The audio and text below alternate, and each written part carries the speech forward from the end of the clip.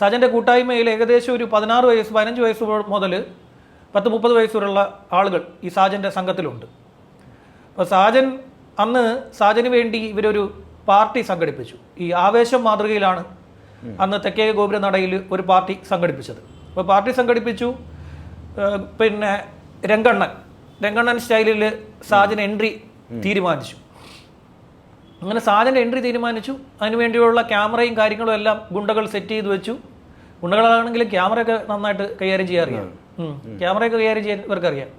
ക്യാമറയൊക്കെ കൈകാര്യം ചെയ്ത് റീലാക്കി ഇടാനൊക്കെ അറിയാം. അങ്ങനെ ഇതിനുള്ള എല്ലാം സെറ്റ് ചെയ്ത് വെച്ചപ്പോഴത്തേക്ക് തൃശ്ശൂർ ഈസ്റ്റ് പോലീസ് പാഞ്ഞെത്തി. ഈ ഫ്രെയിമിലേക്ക് കയറി വന്നത് പോലീസാണ്. പോലീസ് ജീപ്പാണ് വന്നത്. പോലീസ് ജീപ്പ് വന്ന് കയറി കൊടുത്തു സാജന് പകരം. തൃശ്ശൂർ ഈസ്റ്റ് പോലീസും വെസ്റ്റ് പോലീസും പാഞ്ഞെത്തി. തെക്കേ ഗോപുരനട ഇവർ വളഞ്ഞു കളഞ്ഞു. അപ്പോൾ കുറച്ച് ഗുണ്ടകൾ ഓടി രക്ഷപ്പെട്ടു. പിന്നെ ഈ പ്രായപൂർത്തിയാകാത്ത 32ഓളം കുട്ടികളെ പോലീസിന്റെ പക്കൽ കിട്ടി. ഇവരെല്ലാവരെയും കൂടെ പോലീസ് നേരെ ഈസ്റ്റ് പോലീസ് സ്റ്റേഷനിൽ കൊണ്ടുപോയി. പിന്നെ ഗുണ്ടകളായിട്ടുള്ള 16 പേരെ പോലീസിന് കിട്ടി. അപ്പോൾ ഈ 16 പേരെ പോലീസിന് കിട്ടി.